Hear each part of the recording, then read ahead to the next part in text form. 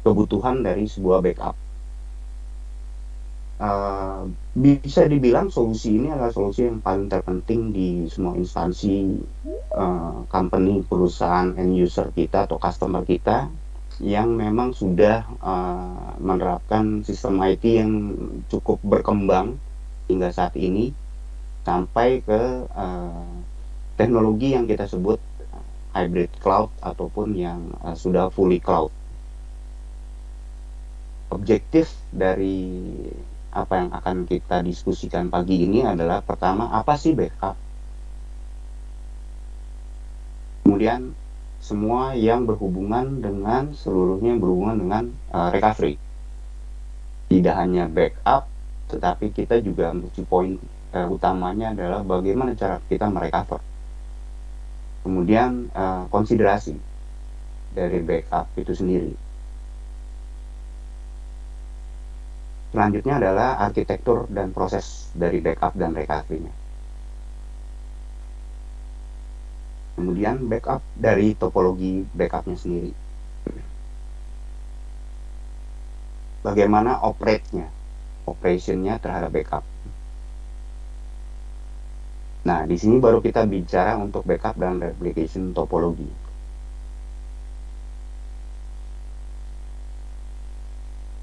Itu apa saja sih sebetulnya yang perlu kita assess di end user kita atau customer kita untuk kebutuhan backup. Saya mulai pertama untuk what is backup. Apa sih backup? Sorry, saya masuk sebentar ya, Roy. Ya, Ibu. Oke, Silakan. mungkin teman-teman di sini bertanya, kenapa materi pertama di Coffee Morning tahun 2022 adalah backup? Ada yang bisa jawab? Siapa yang mau volunteer jawab, kenapa materi yang dipilih adalah backup? Iya, Bu. Izin, Bu. Tifan, Bu. Waduh, seger sekali, Tifan. Pagi, Bu. Iya, Bu. Mungkin kalau dari saya kan beberapa kali meeting dengan customer itu kan ada recordingnya. Jadi mungkin dan data-data juga kita banyak meeting online. Jadi memang backup itu sangat diperlukan ya untuk yang kedepannya terkait dari pekerjaan yang mulai dinamis nih, jadi serba digital. Seperti itu sih Bu kalau dari saya ya. 100 buat Tifan. Jadi betul teman-teman di sini, kenapa kita mempunyai suatu pemilihan materi dalam presentasi, dalam sharing knowledge, itu tentunya mempunyai suatu background atau justifikasi terhadap materi tersebut. Jadi betul sekali apa yang disampaikan dengan Tifan, bahwa di sini kita mengetahui bahwa kita dengan keadaan pandemi ini adalah banyak yang dilakukan digitalisasi. Nah, disitulah yang saya bilang kembali mengacu kepada kata perubahan.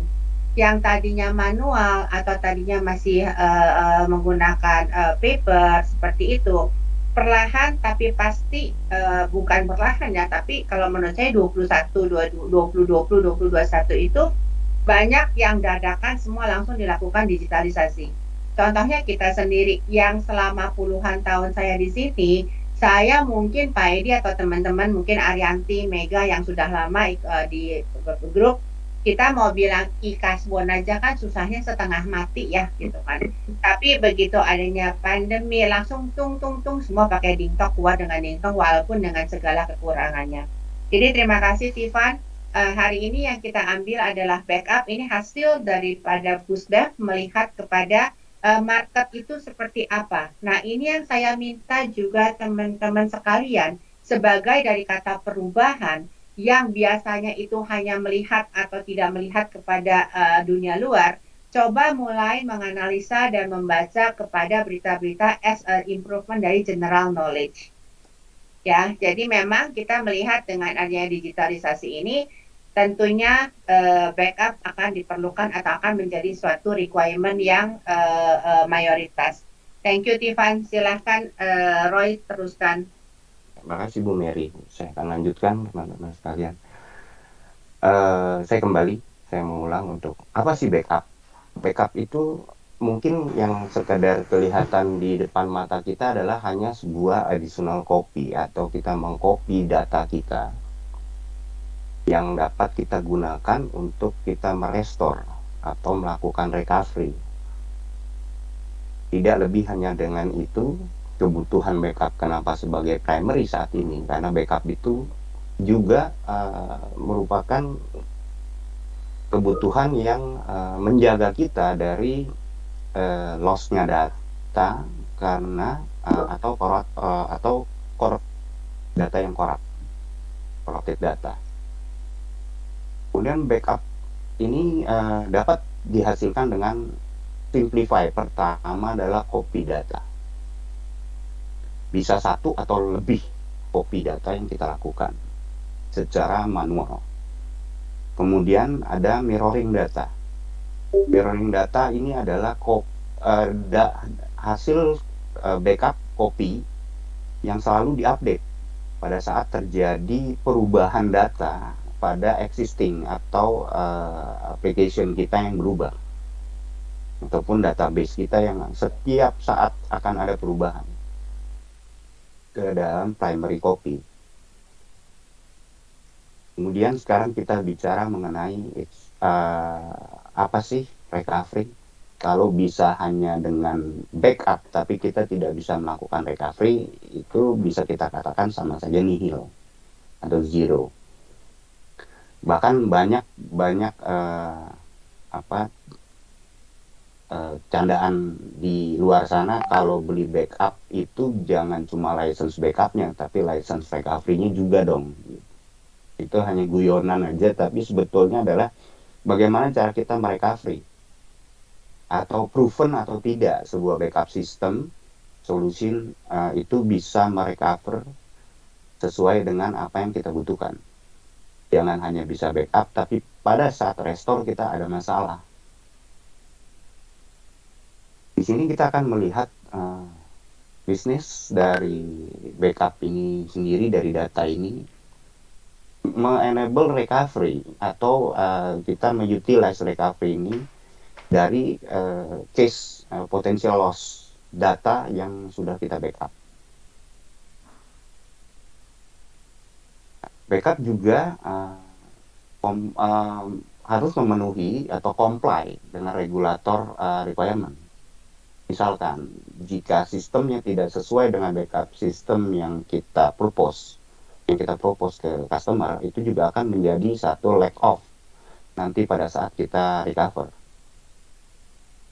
Banyak backup solution di luar sana itu yang juga tidak meet dengan kebutuhan end user.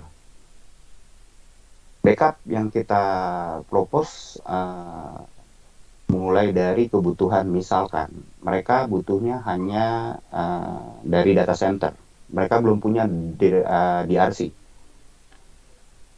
Nah, itu kita hanya backup operasional aja yang kita lakukan. Tapi jika ada DRC, berarti kita butuhkan disaster recovery. Disaster recovery ini nanti di slide saya berikutnya itu kita akan masuk kepada bagaimana cara kita mereplikasikan hasil backup kita ke DR, dari DC ke DR. Disaster recovery ini lebih ke restore production data atau operational state setelah disaster.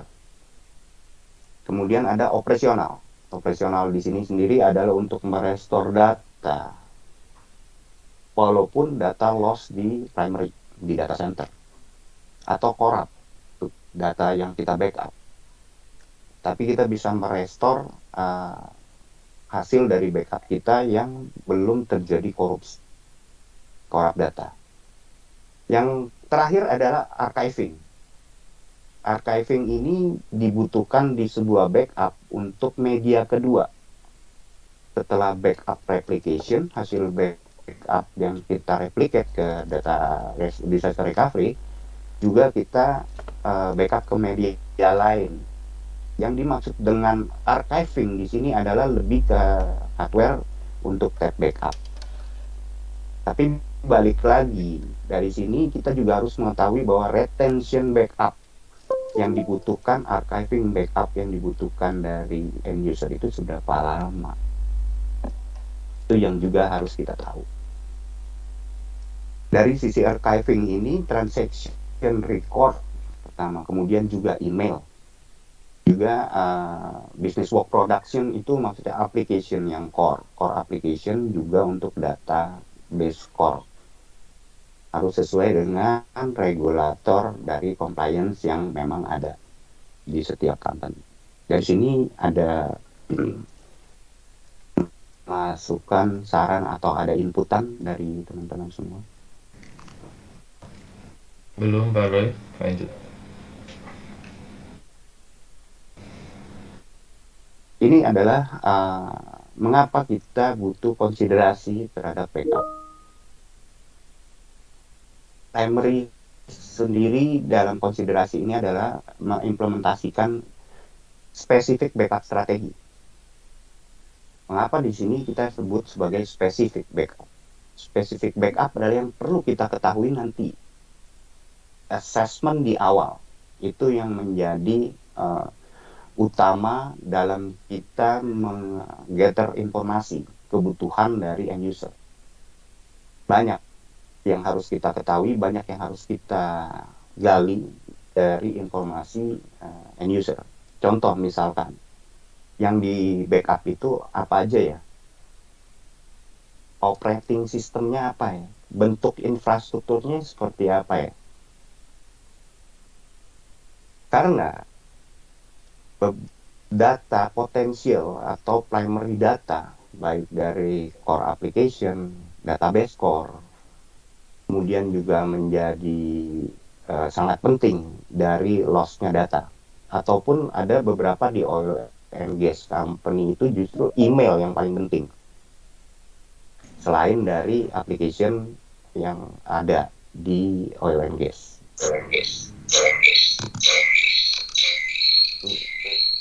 Sorry, ini internet kayaknya ada masalah deh.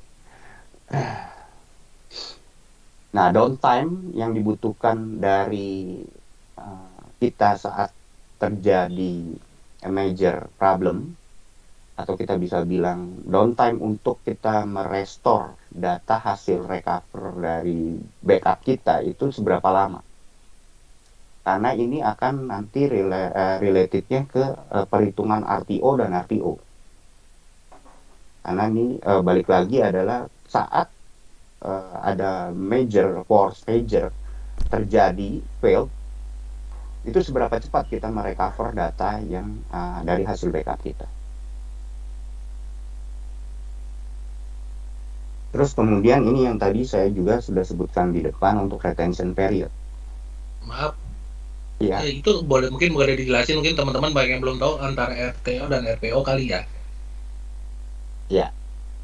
Jadi ini perhitungan, sebetulnya perhitungan ini Mas Ivan, ini perhitungan dari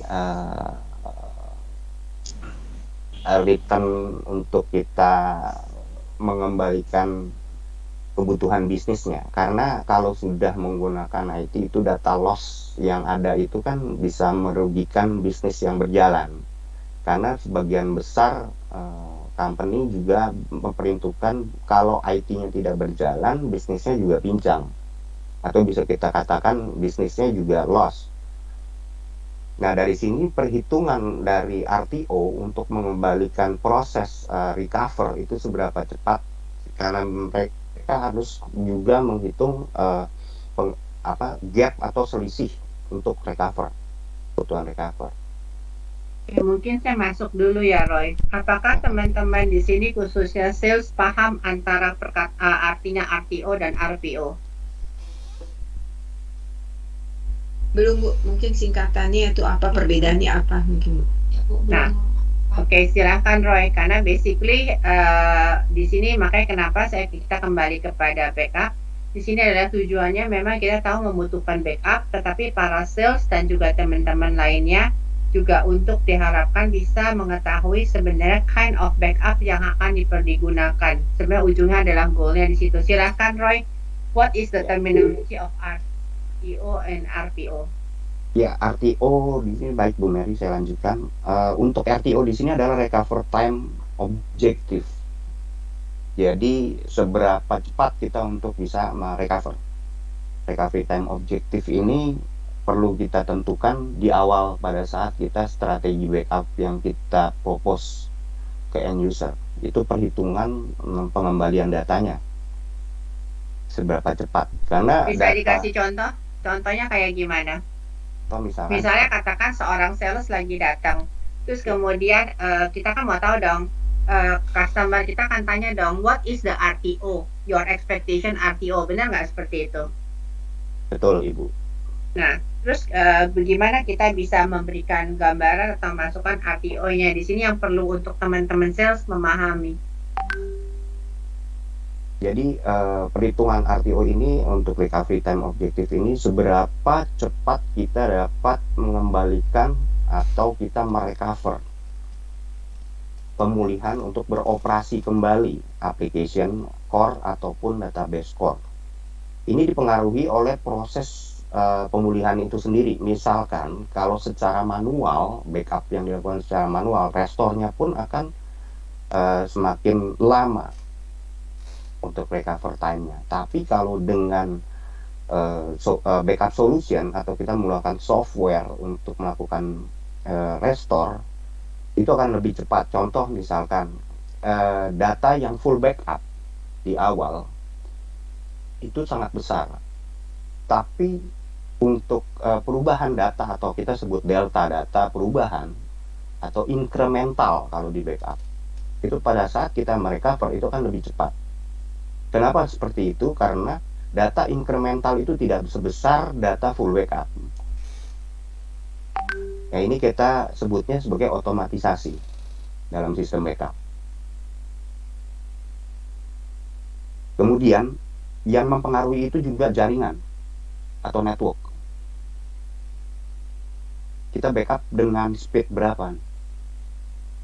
Speed connection di network. Kalau masih 1 gig, ya mungkin itu akan lebih lama proses recover time-nya dibanding kita menggunakan 10 gig. Karena backup ini spesifik adanya di data center. Apa yang kita backup adalah server farm yang ada di dalam data center, bukan ke klien. Terus kemudian saya lanjut ke recovery point objective, RPO. Kita sebut RPO. Ini menjadi perhitungan untuk titik waktu terakhir di mana sistem atau aplikasi bisa direcover.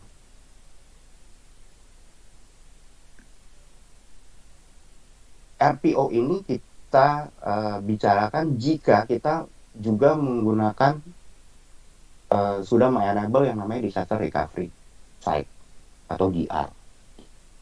Kita bisa lakukan itu dengan application to application dari DC to DR. Terus kemudian juga ada replikasi storage atau replikasi data dari storage baik dari DC ke DR. Atau replikasi secara sistem, bukan dari backup. Atau kita lakukan backup replication, itu juga termasuk dari recovery point objective. Jadi bisa kita up DR secepat mungkin, baru kita recover data loss yang ada dari hasil backup solution kita ke aplikasi yang ada di data center. Sampai sini mungkin masih ada yang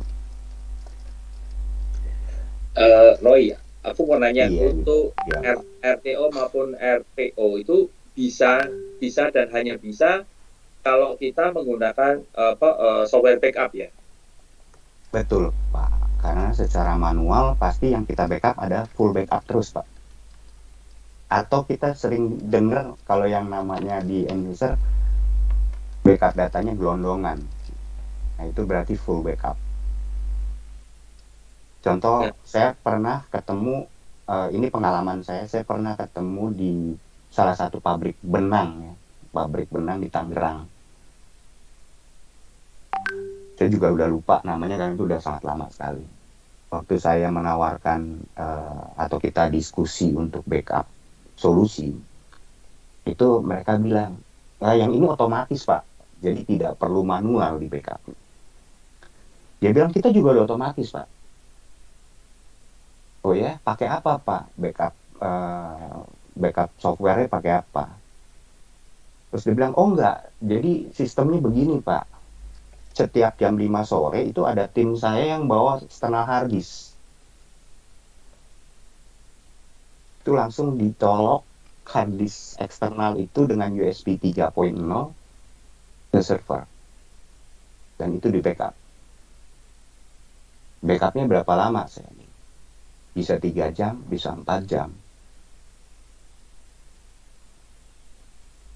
Waktu itu saya sempat bingung. Otomatisnya ternyata automated backupnya itu setiap jam 5 sore timnya itu datang. Bawa external hard disk untuk backup.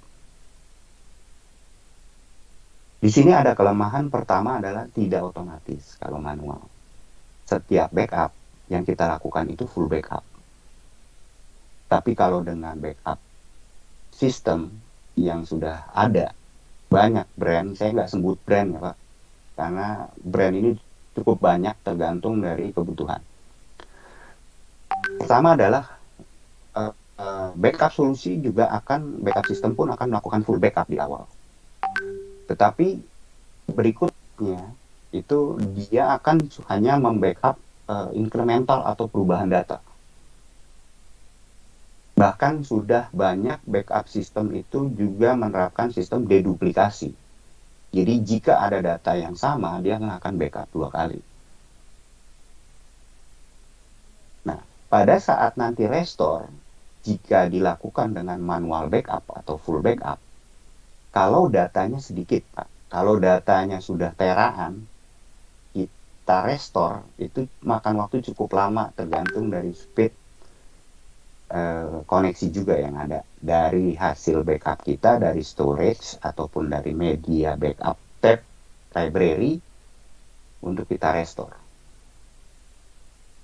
Nah, kalau kita bicara ini nanti spesifiknya kita bicarakan juga untuk diskusi mengenai apa sih bedanya VTL, Virtual Tab Library, dengan tab library.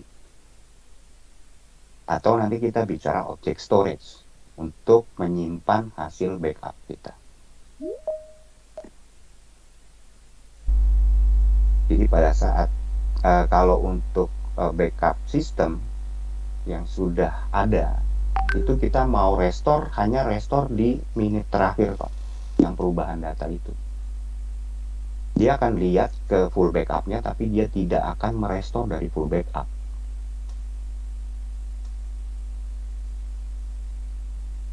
Itu Pak Roy, Meli Pak. ya, Pak, ya, artinya kan tadi kan bahwa tadi pertanyaan Pak Edi kan berarti kan ada software yang harus bisa kita install ya di dalam backup ini.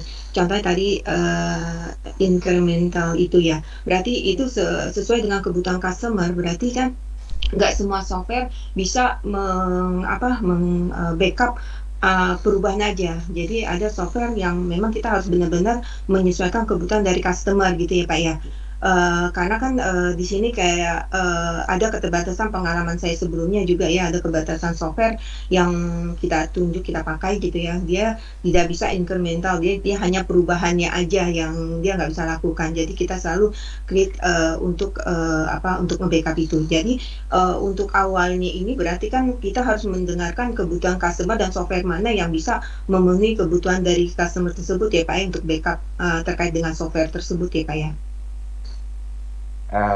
Iya Mbak Meli, jadi kayak perubahan data gitu kan backup ada yang full backup, dia dari backup dari storage dari storage ke DC ke DR, dia yang dalam jumlah RPO yang besar gitu Pak ya. Tapi ada customer yang memang menentukan softwarenya juga. Mungkin di sini kita harus memilih hati-hati juga Pak dengan software yang memang perubahan data apa aja gitu. Misalkan ini berubah kan kita nge-backup nih biasa full backup gitu ya. Tapi nggak bisa hanya customer minta hanya perubahannya aja kayak incremental tadi gitu ya Pak ya. Itu tergantung softwarenya juga ya Pak ya yang bisa melakukan itu. Atau gimana Pak?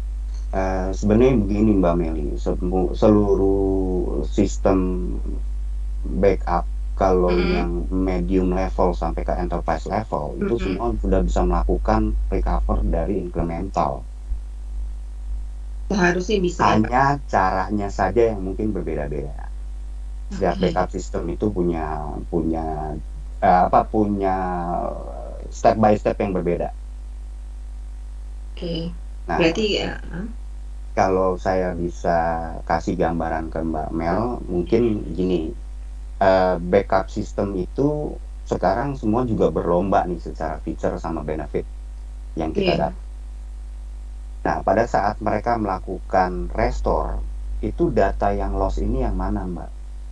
Yang dilihat yang mana? Misalkan, saya ambil contoh, misalkan mail system yang di backup. Satu inbox itu ada satu mail yang hilang, nggak sengaja ke delete.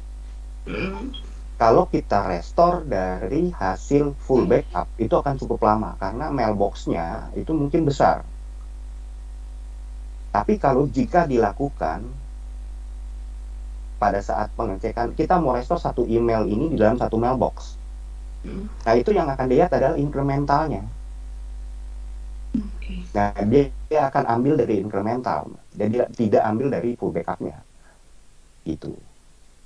Itu semua sistem backup itu bisa melakukan itu, cuma hanya step by stepnya aja yang berbeda. Caranya aja ya masing-masing produk itu berbeda-beda ya. Betul. Oke. Caranya aja yang berbeda. Terima kasih Pak Roy. Sama-sama Mbak Mel. Oke, teman-teman lain mungkin ada diskusi lagi untuk RTO sebelum saya lanjut ke retention. Teman-teman, sorry, saya sampaikan juga, tolong saya minta interaktif supaya ini lebih lebih bermakna semuanya. Jangan ragu teman sales, tetapi tidak terbatas terhadap teman sales ya. Dari teman-teman pre-sales, post-sales, kalau memang ada yang tidak paham atau memang kurang itu nggak apa-apa. Monggo, we are so welcome with all the conversation dan kita juga mau lebih aktif untuk ini semua. Oke. Terima kasih Bu Mary. Mohon izin bertanya dengan Teddy. Ya, Bu Teddy. Oke, mau tanya terkait yang RTO tersebut. Nah, apakah ada rumusannya itu untuk kita mengetahui hasil RTO-nya berapa lama atau kalau RPO kan udah pasti request dari mereka kan ya untuk pointingnya seberapa di mana gitu kan untuk waktu time-nya. Tapi yang saya mau pertanyakan adalah RTO-nya. Apakah ada rumusannya untuk kita bilang ke mereka bahwa ini waktunya misalkan 1 jam, 2 jam kayak gitu Pak. Itu aja sih pertanyaan dari saya.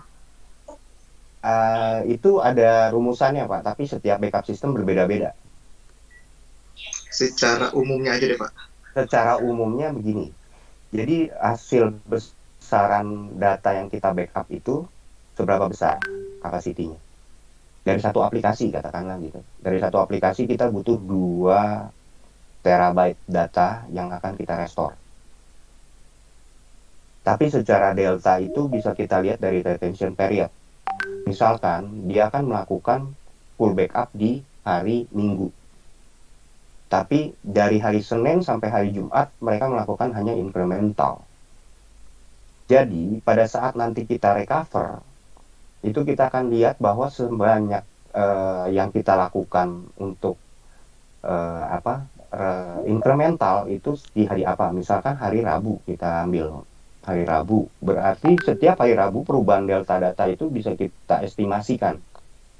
Setiap hari itu 200 GB perubahan datanya. Jika nanti terjadi failed atau disaster, itu kita melakukan RTO itu seberapa lama dari full backup. Contoh, misalkan dari 2 terabyte itu kita butuh 8 jam, berarti RTO yang kita butuhkan adalah 8 jam. Dengan hasil pengecekan incremental yang dilakukan dari setiap 200 GB. Berarti dari hari Senin ke hari Rabu Mas itu berarti menambahkan. Iya, Mas Wona, silakan.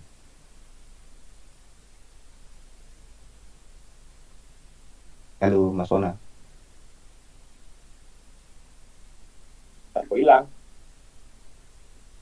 di mute masih. Halo Mas Roy. Ya, Izin Mas menambahkan Mas silakan. Roy. Oh iya, monggo.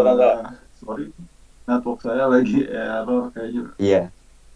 Jadi RTO dan RPO ini terminologi buat disaster sebenarnya. Jadi di slide ini ada kata-kata di amount of data loss. Amount of data loss ini terkait RPO. And downtime that business can endure. Downtime business can endure ini RTO.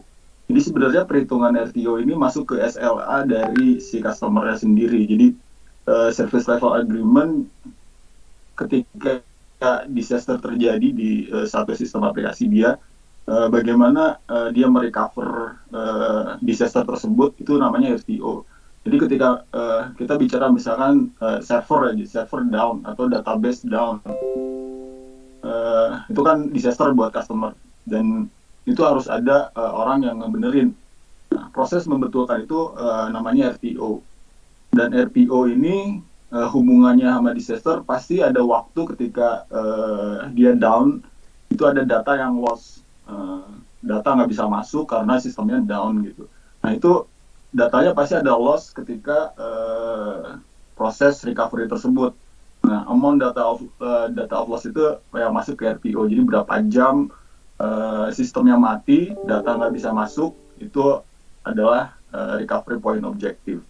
Nah, ketika backup dilakukan, backup kan ada yang full backup, ada yang incremental backup, dan incremental backup ini ada backup window-nya. Jadi ini kembali ke customer berapa banyak backup window yang akan dilakukan incrementalnya. Jadi ketika downtime terjadi, itu data yang hilang nggak terlalu banyak. Mungkin tambahan saya itu aja sih, Mas Roy.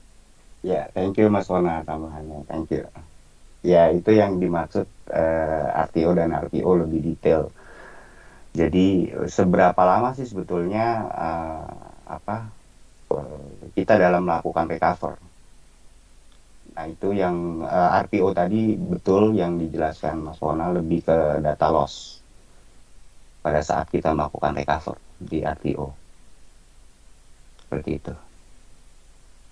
Mungkin dari sini ada tambahan lagi. Nah, kalau saya mau nanya kan biasanya untuk backup itu kan ada yang istilahnya near real time. Jika ada perubahan tuh dilempar ke DRC, ada perubahan itu di level storage atau di level aplikasi. Nah itu kalau itu apa ya namanya? Apakah incremental backup atau apa? Kan biasanya kan yang di backup kan hanya deltanya aja tuh. Kalau sekarang udah canggih tuh nggak semuanya gitu. Kalau near real time itu Mas Ivan lebih arahnya replikasi antar aplikasi ataupun antar storage yang melakukan replicate dari DC ke DR. Itu kita bilangnya near real time, atau kita bisa melakukan cluster di application ataupun cluster di storage. Mungkin kalau di real time, Mas Ivan, saya nambahin juga ada di istilah database sih biasanya ya. Kalau ke produk Oracle itu ada yang namanya ini sorry ya, meskipun nggak berbicara produk, tapi pertanyaan Mas Ivan mungkin lebih spesifik ke produk gitu. Jadi kalau yang ini real time ada di Oracle yang namanya Zero Downtime Recovery Appliance. Nah ini bukan mirroring atau ini dia memang push incremental gitu. Jadi ketika data masuk ke Exadata itu akan langsung di-push ke ZDLR-nya. Itu memang konsep yang ada di Oracle produk sih. Betul, karena kan ya misalnya kayak e-commerce dia down di DC-nya, itu kan transaksi yang nyangkut kalau dia tidak near real time kan itu bisa loss miliaran kan, kasarnya seperti itu. Itu kan untuk terapan di dunia nyatanya kan. Mungkin kalau tadi contoh dari si Mas Roy, kalau di pabrik mungkin ya lebih santai lah, dia backup jam 5 gitu kan. Itu kan mungkin saya mau coba angkat di situnya sih, lebih ke arah impact to bisnisnya gitu. Terima kasih. Ya, yang secara langsung impact sih di RPO-nya, karena ada data loss yang terjadi pada saat kita melakukan recover time.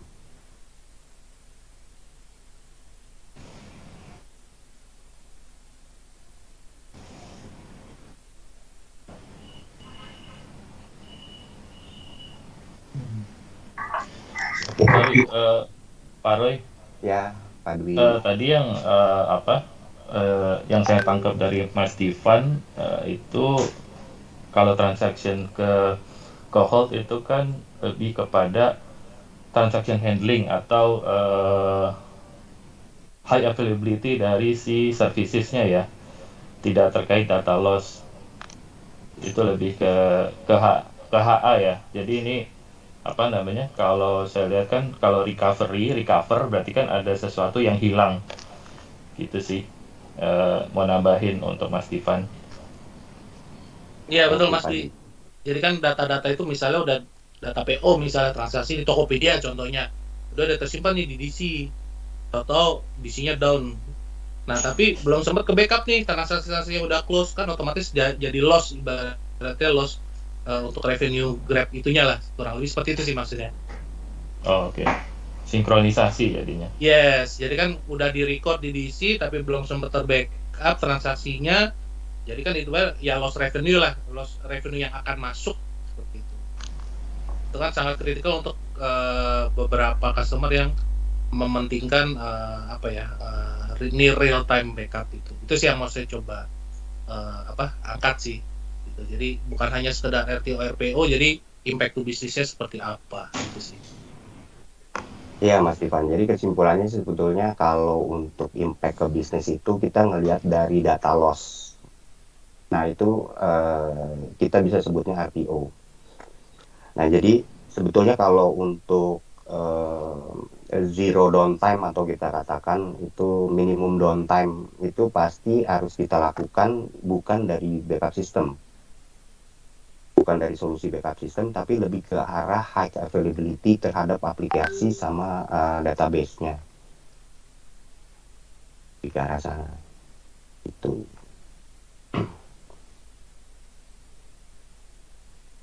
Dari sini ada lagi? Pak Roy mau tanya, Pak. Iya, Pak Win. Iya. Izin tanya Pak Roy, jadi gini. Dan ini commonnya Pak, kalau misalnya kita, yang saya tahu sih ya, di aplikasi, misalnya kita implement aplikasi, di situ udah ada backup sendiri, di modulnya kita bisa increment, deltanya aja yang kita backup. Nah pertanyaannya, kenapa mereka harus, atau kita propose dengan modul tambahan backup aplikasi Pak? Apakah nggak cukup mereka punya aplikasi saat ini yang bawaan dari modul bawaannya untuk dipakai buat backup? Itu yang pertama Pak. Kedua, kalau nanti kita ada backup, itu kan berarti bisa dipakai berarsip ya Pak? Apakah bisa dianalogikan seperti itu juga? Maksud Pak Win yang tadi misalnya untuk penambahan modul backup gimana ya Pak? Ya, jadi misalnya saya lagi ini nih, customer pakai aplikasi mungkin CRM Pak, mereka develop kemudian atau mereka beli CRM, di situ udah ada tuh Pak untuk backup, misalnya backupnya harian, tiap hari jam berapa gitu, yang mau di backup apa aja. Nah kan di lain sisi kan kita pengen untuk memperkenalkan backup solusi secara mandiri, secara terpisah gitu. Nah pertanyaan saya, apakah backup yang dari aplikasi yang bawaan itu nggak cukup Pak, sehingga harus pakai aplikasi tambahan gitu? Itu yang pertama. Yang kedua, nanti backupnya itu kan bisa dipakai ya buat arsip gitu Pak ya? Bisa Pak. Yang pertanyaan kedua lebih mudah saya jawab.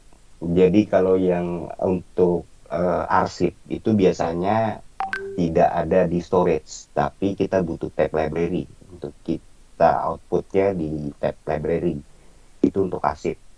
Biasanya karena begini, ada beberapa data retensi data keep dari hasil archive-nya itu mereka butuh sampai ke 10 tahun. Contoh financial business di banking, itu data dari core aplikasinya, dari core bankingnya itu mereka butuhkan dari data nasabah itu selama 10 tahun. 10 tahun ke belakang itu nggak boleh hilang Pak datanya, dan itu tetap harus di-keep, diarsipkan atau kita archive. Nah itu biasanya adanya di tab backup. Kedua, alasan security kalau tab backup. tab library. Kenapa saya katakan alasan security? Pertama, kalau backupnya dilakukan di disk, adanya di data center juga disknya. Kalau terjadi force major, katakanlah kebakaran atau kebanjiran, habis semua data centernya, datanya juga di situ, data backupnya. Jadi mereka nggak bisa restore.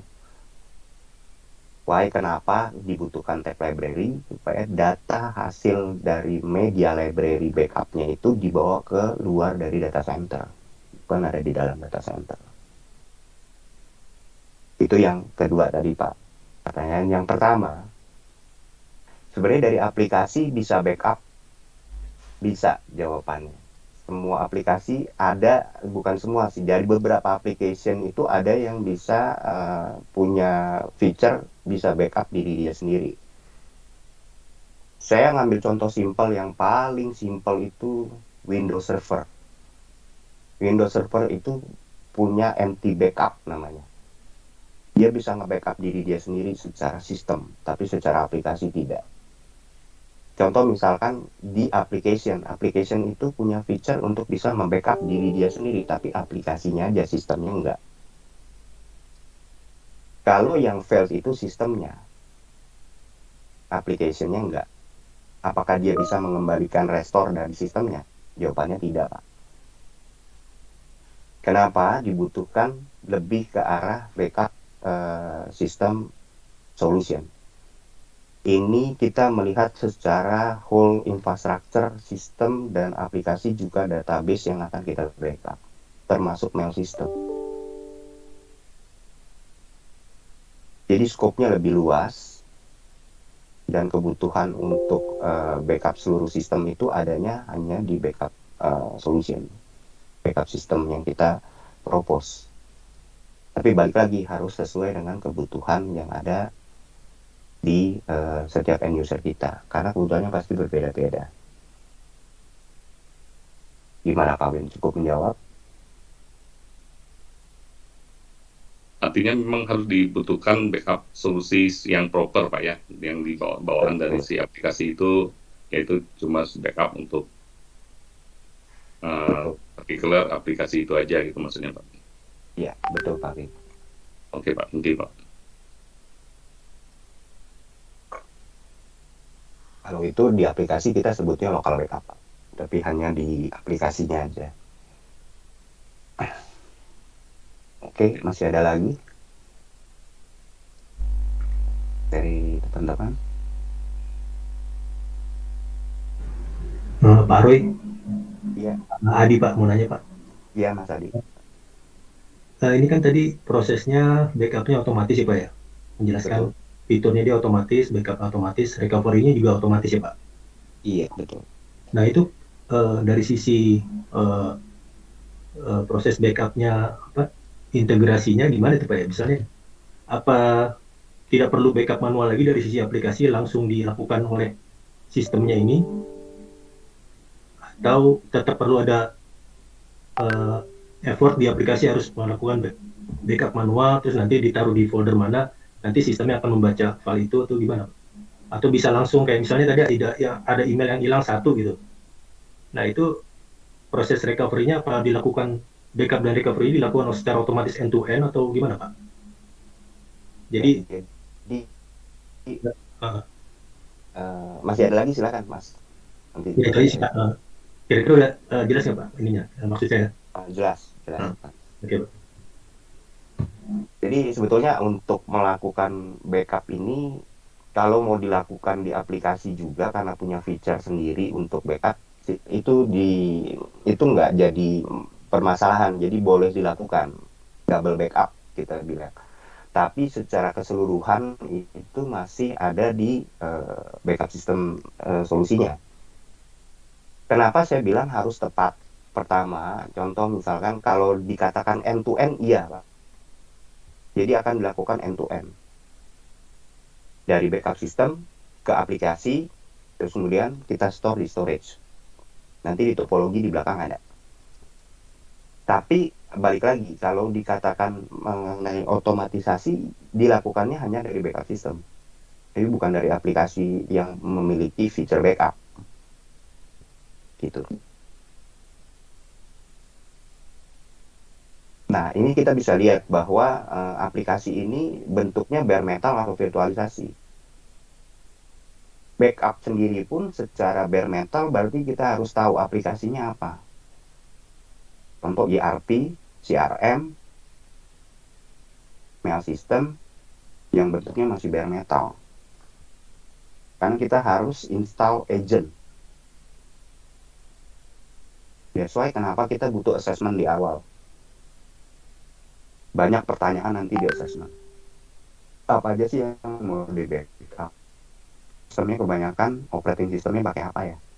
Infrastruktur sistemnya masih banyak bare metal atau sudah semua divirtualisasi atau masih mix bare metal dan virtual. Sesuai kenapa pada saat kita assessment ini harus benar-benar jelas sehingga pada saat kita propose backup solusinya sesuai. Jadi tidak ada misunderstanding. Contoh, katakanlah ternyata di level virtual mail systemnya. Tapi kalau mau backupnya sampai ke level mailbox, berarti kita butuh agent yang diinstal di dalam virtual mesinnya. Tapi kalau hanya sebatas dari virtualnya saja, itu kita sebutnya backup level virtual. Jadi cukup di vCenter, kalau kita katakan vCenter, kalau di Nutanix mungkin Prism Central, itu kita hanya cukup sampai di level virtual, tapi tidak sampai ke level application. Contoh kayak database-nya di virtual, contoh SQL atau Oracle yang di virtual. Itu berarti kita harus juga install agent dari backup solusinya ke dalam virtual mesin. Kalau virtual level berarti hanya sampai ke hostnya aja yang kita attach add-on-nya. Tidak itu kita sebutnya agentless. Semua backup system kurang lebih sama Mas Adi, seperti itu pendekatan. Oke Pak, jadi proses dari data aslinya di aplikasi terus dikonversi ke atau dikompres itu kan ke backup, terus Betul. Pas recovery di ekstrak lagi sampai ke jadi data matang lagi tuh dilakukan oleh backup system itu semua Pak? Betul, dilakukan oleh backup system itu sendiri. Begitu. Dengan bantuan agent ya Pak ya, kalau misalnya seperti itu ya, seperti itu. Betul, itu harus bantuan agent. Karena agent itu yang bisa sampai ke application ataupun DB-nya Pak. Gitu. Oh gitu. Oke Pak Roy, makasih Pak. Thank you. Oke, masih ada lagi seputar RPO dan retention period. Dari saya cukup, Pak Roy. Dari teman-teman yang lain?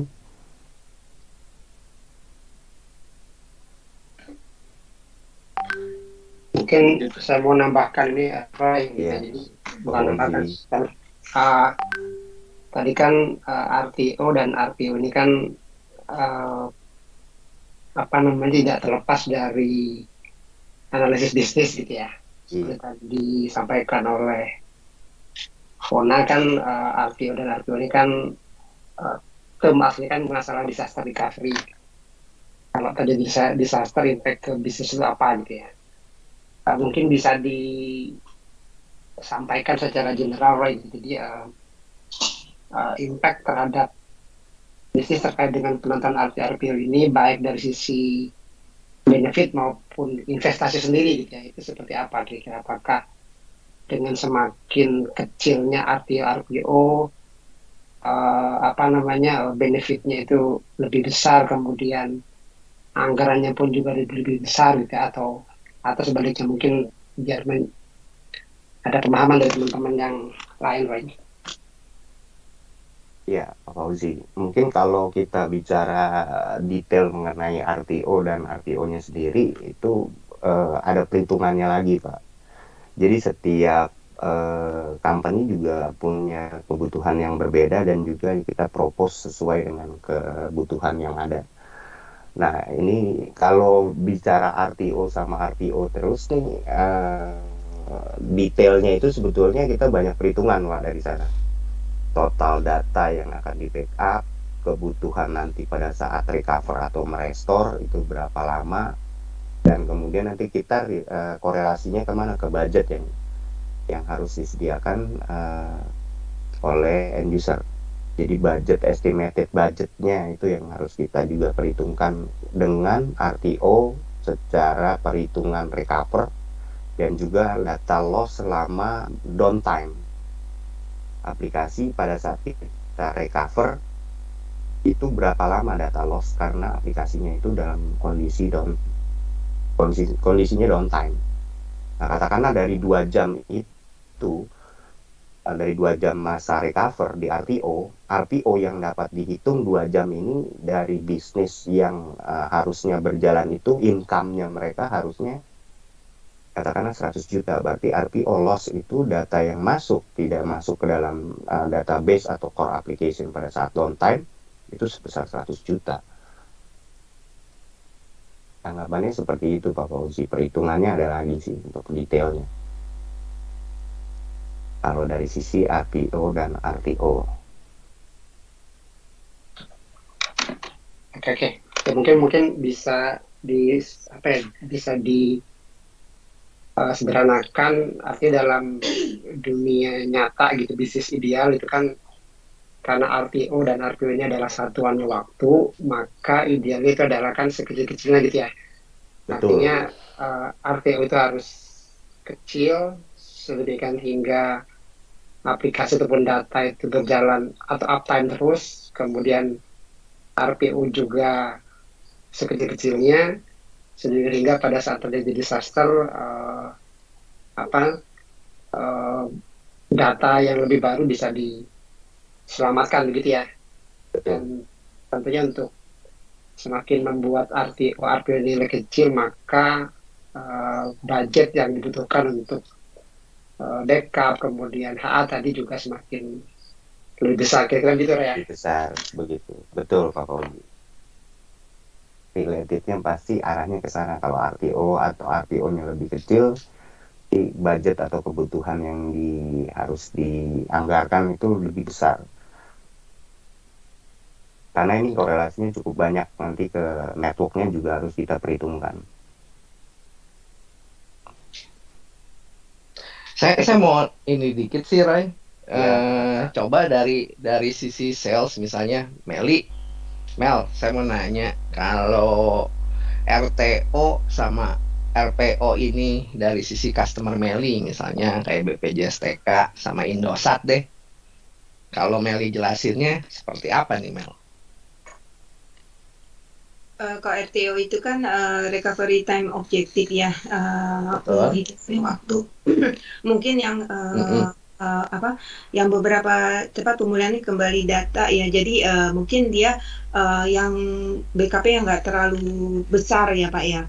Jadi misalkan yang nggak terlalu kritikal. Sementara kan ada customer untuk RPO yang dia tuh recovery-nya poinnya objek ya, karena dia seperti datanya cukup besar. Jadi dia untuk backup-nya dari store ke storage atau yang DR atau verifikasinya. Jadi dari bentuk kapasitasnya mungkin lebih besar untuk RPO Pak. Oke. Tapi itu terlalu global. Kita ngomongin RTO dulu deh. Misalnya dia nggak punya DRC nih, Mel, ya, dari 2 itu tiba-tiba datanya rusak karena ada gempa gitu, kan harus di recover nih, ya kan? Iya. Impact-nya buat customer itu apa sih? Kalau RTO itu waktunya, misalnya waktu yang dibutuhkan adalah 3 jam.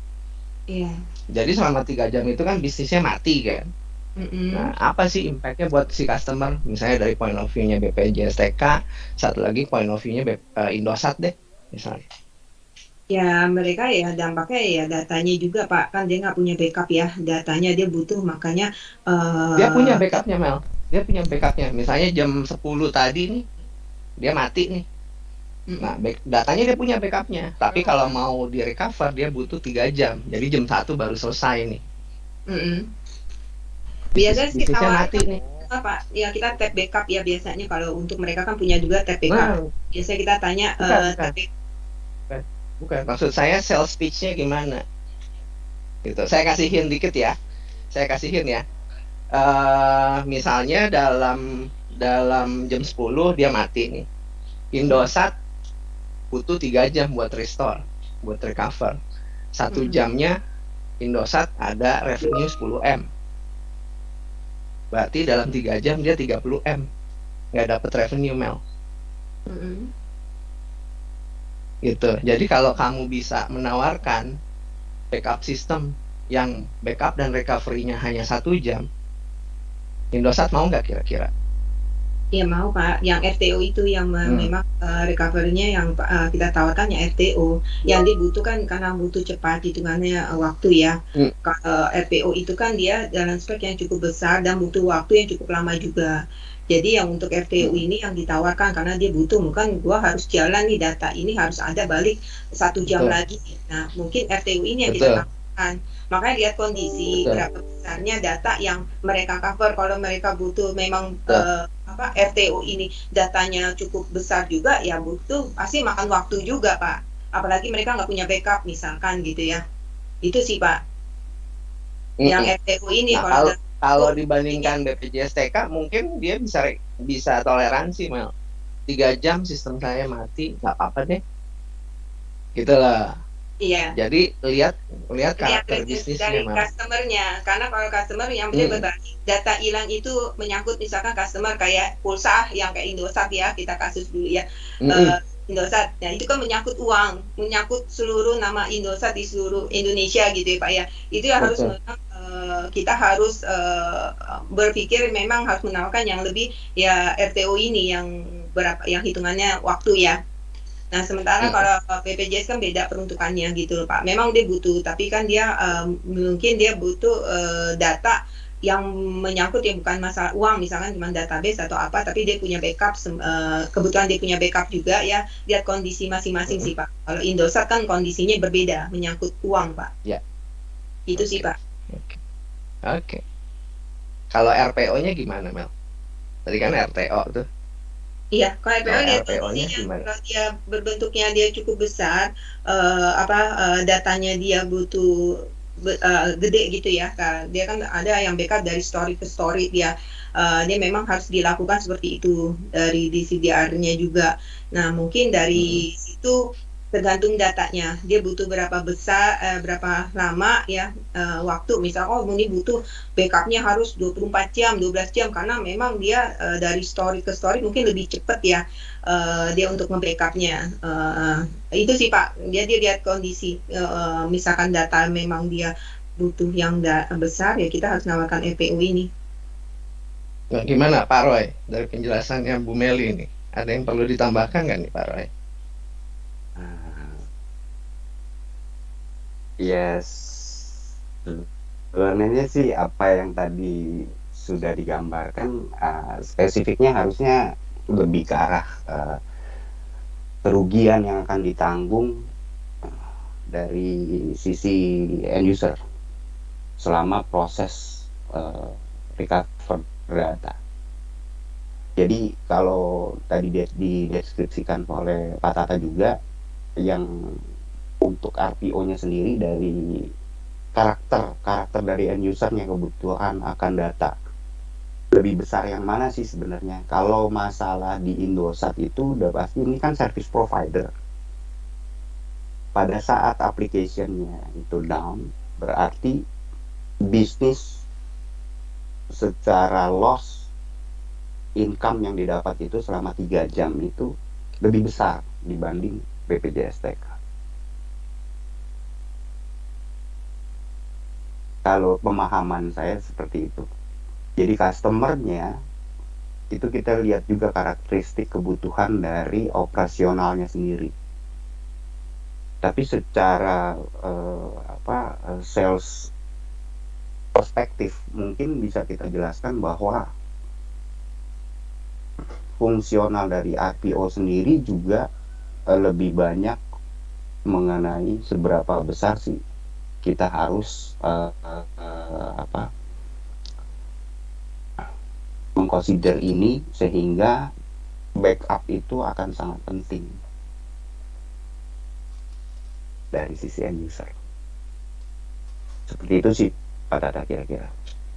Oke, satu lagi Roy, sebelum kamu pindah subjek, saya mau ngetes anak marketing. Roy, tolong dong pendapat kamu mengenai RPO sama RTO ini gimana sih? Kori kena deh. Iya Pak, ini sih pemahaman dari saya ya Pak. Kalau misalnya salah tolong ini mohon maaf sebelumnya. Tapi kalau misalnya dari saya sih RTO dan RPO ini merupakan ekspektasi dari customer ya Pak. Jadi kalau untuk RTO itu lebih ke arah downtime-nya. Kalau misalnya selama 1 jam itu, berarti kan customer kan misalnya kayak Indosat yang Bapak sebutkan, transaksi itu tidak bisa dilakukan oleh customer. Kita nggak bisa, ya misalnya end usernya saya nih, saya nggak bisa melakukan ngapa-ngapain nih. Gitu, saya nggak bisa melakukan transaksi, ya mereka kan rugi dong. Mereka kan dapatnya revenue-nya dari sana. Kalau RPO itu selama 1 jam itu data yang nggak ke save itu gimana? Itu kan masih belum ke save kan ya, jadi kan datanya berarti dianggapnya hilang ya Pak. Gitu. Nah dari sana juga pasti ada revenue yang hilang nih. Itu sih Pak, kalau misalnya dari saya ya. Oke. Untuk singkatnya. Oke, saya tambahkan dikit. Tata gimana? Kenapa, Mel? Menurut pendapat Pak Tata gimana Pak pandangannya? Yang RTO udah benar. Yang RPO saya tambahin sedikit aja, bahwa data yang hilang itu bukan saat sistemnya mati, tapi saat sistemnya belum mati. Misalnya backup, tadi kan matinya jam 10, backup terakhir misalnya jam 9, misalnya ya. Saat dia mati dan di recover, dia backup terakhir kan jam 9, berarti data 1 jam dari jam 9 sampai jam 10 itu hilang. Oke, Pak. Nah, artinya si user itu harus input ulang kan? Iya, di restore. Kalau transaksinya cuma hitungan puluhan mah oke lah dia input ulang. Tapi kalau kayak Indosat dalam 1 jam itu datanya 5 juta transaksi, ayo, gimana dia input ulangnya? Gitu. Ya, tergantung dari traffic juga ya Pak berarti ya. Betul. Kayak banking, core banking, telco itu RPO-nya harus makin kecil, makin bagus. Kalau bisa 0. Oke, itu aja dari saya. Thank you. Saya tambahin sedikit Pak Tata. Jadi rekonsiderasi masalah RPO-nya ini sendiri, justru kita juga harus tanya balik lagi ke end user-nya. Jika berharap RPO itu dalam porsi yang kecil downtime-nya, berarti kita juga perlu tahu bahwa mereka itu sebenarnya di core application sama core database-nya itu udah di HA atau belum. Karena jangan sampai SLA-nya semua dilempar ke kita di RTO. Dilempar ke kita semua SLA tidak sesuai dengan kebutuhan, karena mereka sendiri juga tidak punya capability terhadap application core dan database. Kita juga setengah mati. Itu sih Pak intinya. Jadi balik lagi masalah kebutuhan data spesifik seberapa besar sih sebetulnya kalau mereka bisa handle hold di downtime-nya. Itu perlu diperhitungkan. Oke, thank you. Thank you, Tata. Saya tambahkan sedikit di sini ya teman-teman. Memang dari tadi kita hanya sudah hampir 1 jam lebih, kita belum selesai dengan hanya 1 poin aja, RPO. Tapi menurut saya ini adalah sesuatu yang basic, yang kembali lagi saya harapkan dari sini pemahamannya teman-teman bisa membantu lebih untuk menggali kepada opportunity. Nah, hal yang seperti ini adalah sesuatu yang kembali kepada perubahan, di mana kalau memang kita sudah bisa melakukan conversation atau digging out the data itu dari dari customer punya requirement dengan yang paling simple seperti ini, seharusnya saya rasa ini cukup simple pemahamannya ya, gitu kan, untuk teman-teman bisa menggali, khususnya sales. Jadi dalam hal ini nggak selalu harus nunggu kepada pre-sales gitu, karena hal-hal yang paling simpel pun kembali lagi kepada perubahan. Mungkin kalau dulu kita sebagai sales bisa ajak pre-sales untuk ke customer, kemudian kita bisa minta pre-sales untuk lebih aktif menggali dan kita hanya sebagai quote-unquote kita networking gitu ya. Tapi kalau saat ini menurut saya itu sudah berubah. Jadi customer akan lebih bisa customer itu lebih bisa mengandalkan kita sebagai think tank partner untuk kita diskusi untuk bisa sama-sama. Dan ini yang saya selalu dengungkan, yang saat ini saya sampaikan itu adalah yang saya lihat kebetulan saya saya ada di situ dan saya melihat yang cukup seperti itu. Saya lihat adalah antara Tari dan Fona terhadap customernya.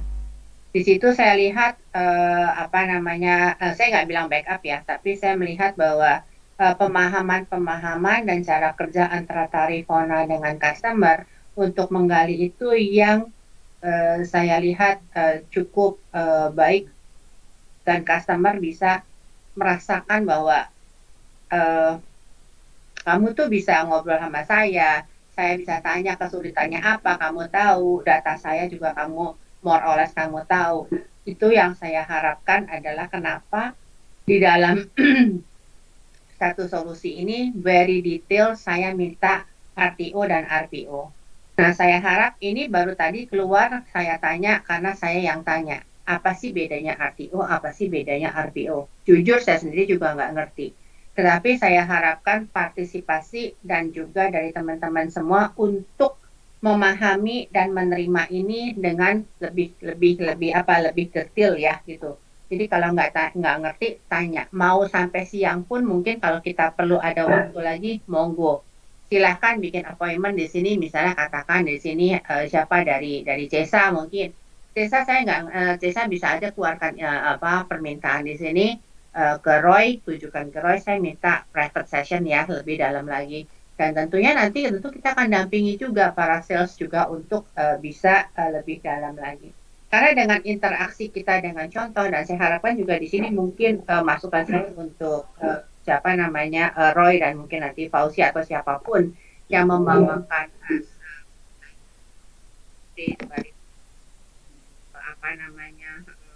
enablement itu lebih kepada pragmatis atau bagaimana how to sell it in term of the sales punya pemahaman.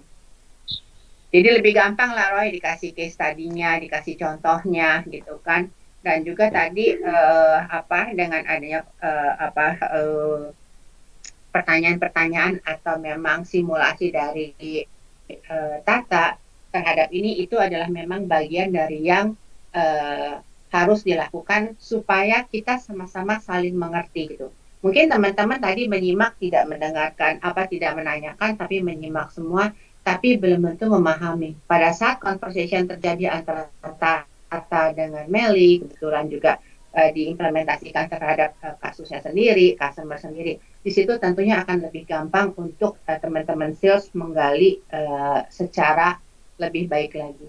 Jadi tolong setiap kali ada enablement, setiap kali ada acara apapun dalam memberikan product knowledge, how to sell it, baik yang mempresentasikan menggunakan use case atau memberikan yang lebih gampang dicerna lah gitu kan, trik-trik untuk sales menggali dan para sales pun diharapkan untuk lebih dapat interaksi dan memahami itu semua.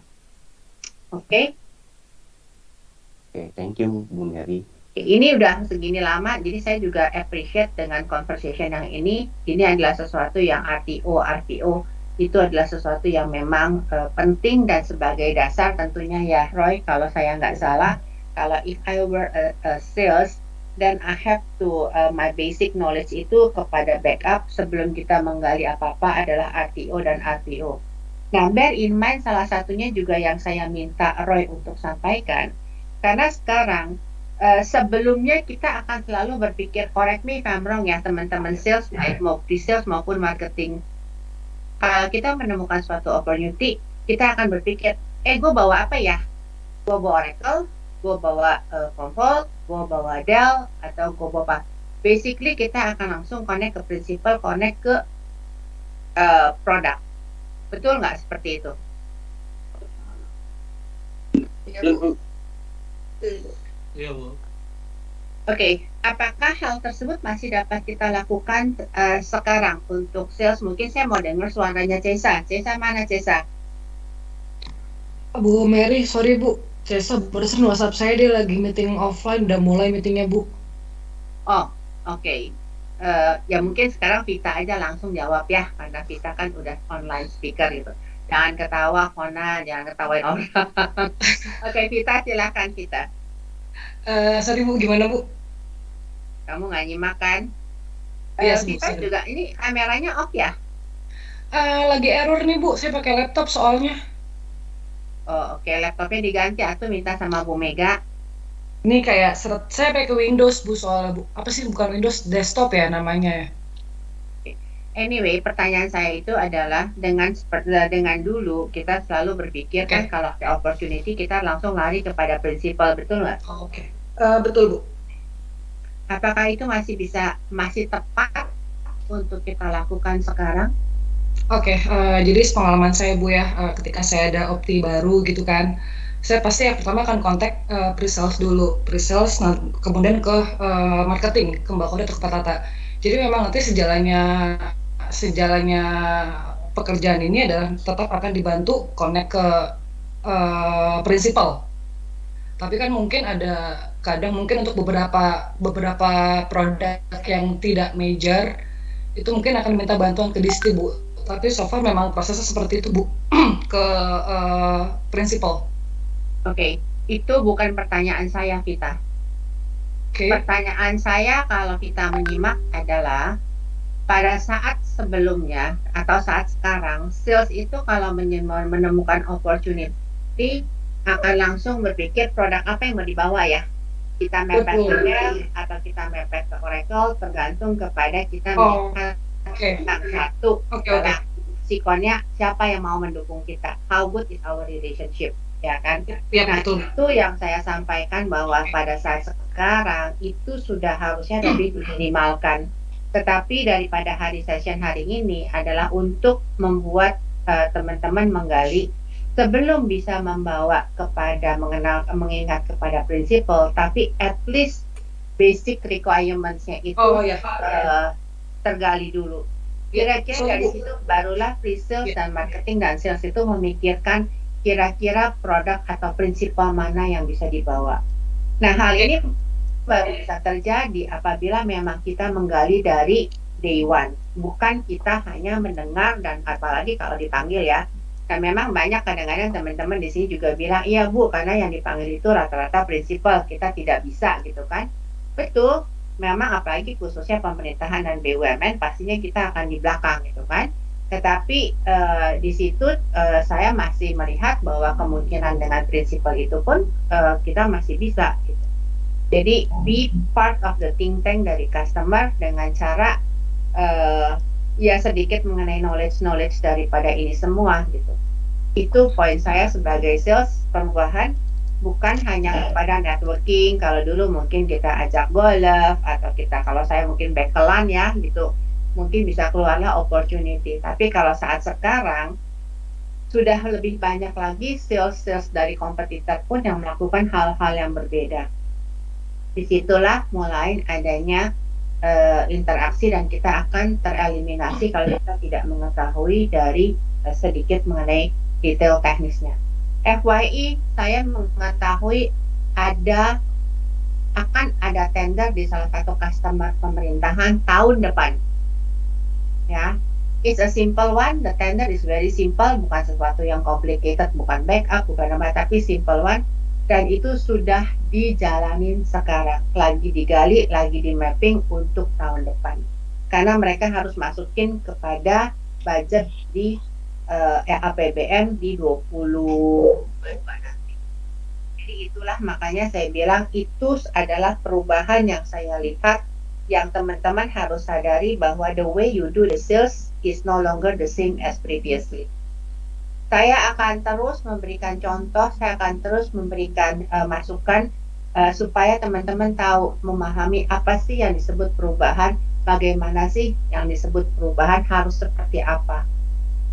Itu saya sharingkan ya. Jadi tolong diperhatikan kembali lagi dengan tadi 3 kata itu, teman-teman sales untuk bisa melihat. Silahkan Roy, disambung lagi. Baik Bu, makasih. Tambahan dari saya. Thank you Bu Mary. Oke, saya lanjut. Nah, yang terakhir adalah media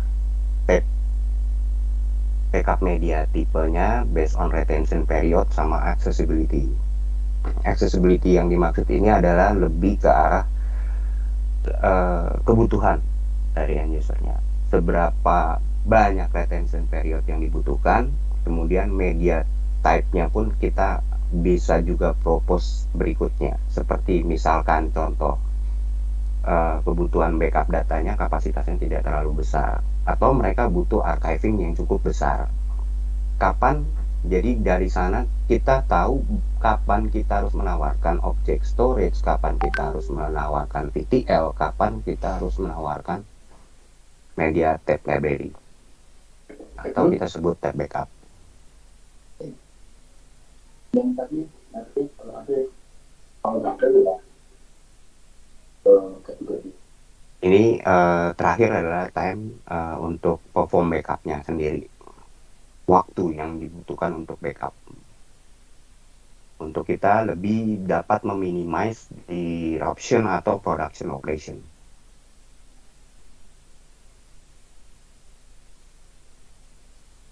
Saya masuk ke backup arsitektur dan prosesnya sendiri.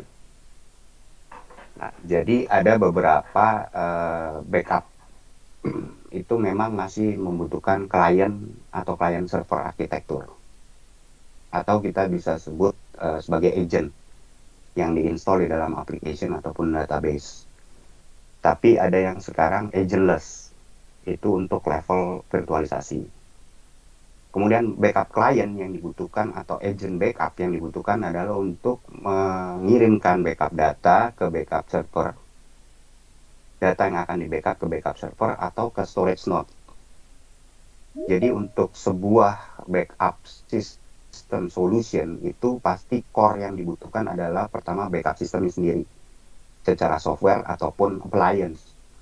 Yang kedua adalah agent yang harus kita install di dalam application ataupun database. Yang ketiga yang kita butuhkan adalah storage capacity. Storage capacity ini kita butuhkan untuk sebagai repository dari hasil backup yang dilakukan oleh backup system.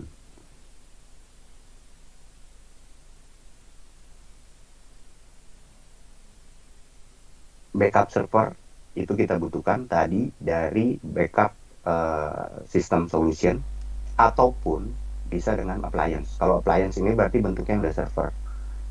Juga ada internal storage yang ada di sana sehingga tidak dibutuhkan lagi storage node. Untuk mereceive backup metadata dari backup client untuk melakukan job backup atau kita bilang activity di dalam backup system. Kemudian memanage backup operation atau maintain backup catalog. Jadi setiap sistem yang akan di backup itu ada pencatatan kapan dia melakukan full backup atau scheduling, kita sebut scheduling, memanage setiap aplikasi ataupun database yang kita backup. Pertama dari sisi scheduling, kapan kita full backup, kapan kita melakukan delta data perubahan backup atau kita sebut incremental. Kalau full backup kita sebutnya granular backup. Kemudian di sini ada storage node yang kita butuhkan. Fungsional atau dari storage node ini adalah meresponsible atau bertanggung jawab untuk menulis data hasil dari backup. Di dalam backup environment sendiri, storage node itu sebagai host yang mengkontrol hasil backup. Kemudian integrasi backup server dari host ataupun ke physical platform.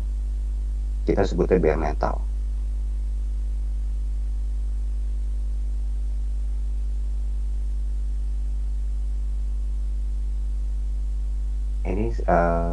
backup arsitektur dari prosesnya sendiri secara topologi seperti ini. Ini ada application server atau backup client yang kita sebut agent. Kita akan install di dalam sini. Kita akan membackup data. Backup itu yang akan di-trigger schedule-nya oleh, atau kita manage schedule-nya dari backup servernya. Hasil data yang akan di backup, kita buatkan metadata, katalog dari storage array. Ini kapasitinya yang kita gunakan untuk kita men-store data hasil backup kita, menyimpan hasil backup kita. Dan kemudian backup data yang dilakukan adalah dengan tape library. Sistem topologi seperti ini kita sebut backup to disk, disk to tape. Jadi hasil data yang di backup juga akan ditulis ke dalam storage, juga akan ditulis ke dalam media tape library.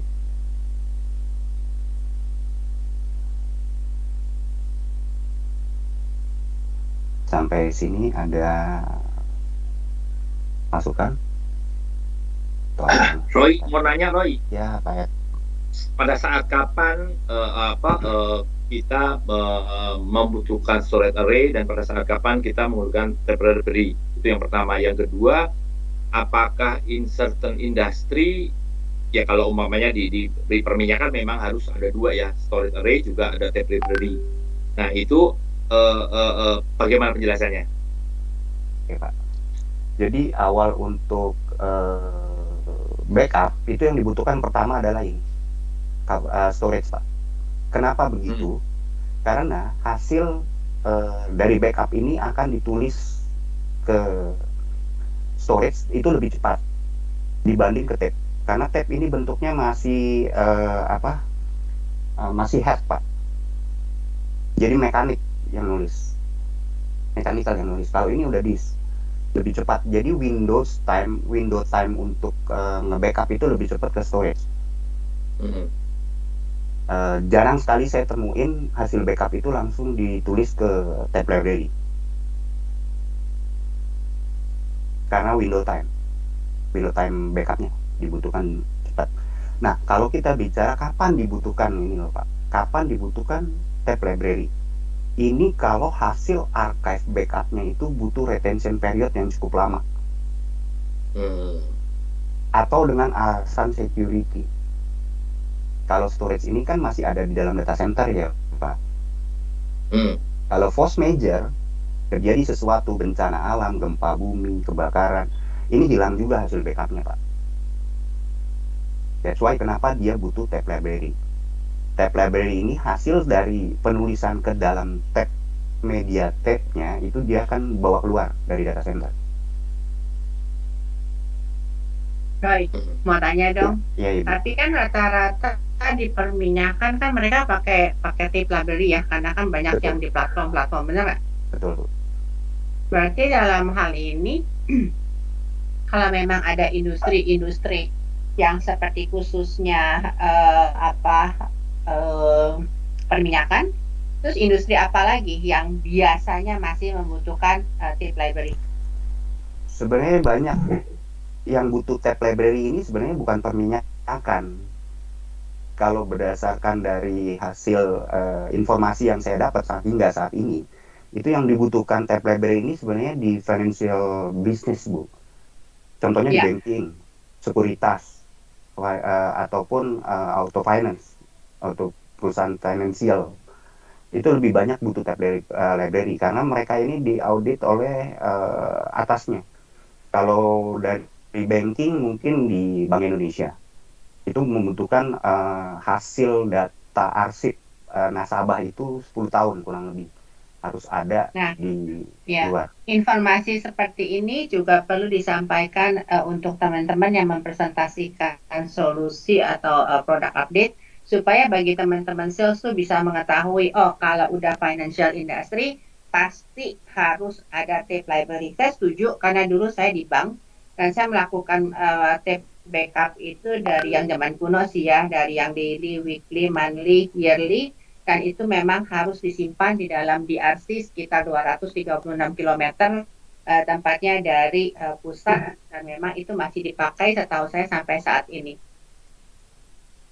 Betul. Jadi mereka tuh konservatif ya, walaupun ada beberapa solusi lainnya, tapi mereka tetap masih